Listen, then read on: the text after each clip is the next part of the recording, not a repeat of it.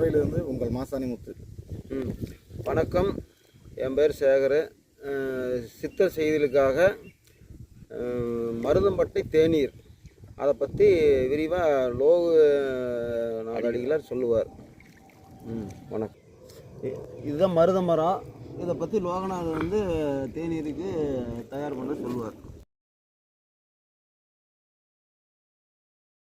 சித்தர் செய்தி நேயர்களுக்கு மருதம் தேநீருடைய செய்முறையும் அதன் பயன்களை குறித்து பார்க்கலாம்.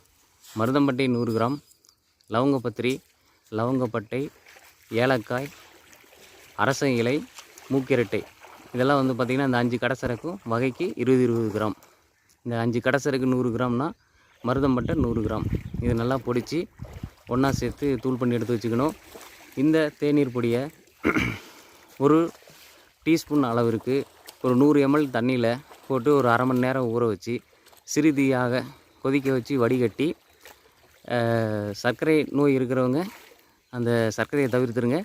இதர நபர்கள் எல்லோரும் வந்து பார்த்திங்கன்னா பனங்கற்கண்டு, அப்படி இல்லைன்னா நாட்டு சர்க்கரை கலந்து தினமும் சுக்கு தேநீர் போல் இந்த கஷாயத்தை தினம் 2 வேளை சாப்பிட்டு வந்தோம்னா இருதயம் மற்றும் நுரையீரலுக்கு நல்ல பலத்தையும் வலிமையும் கொடுக்கும்.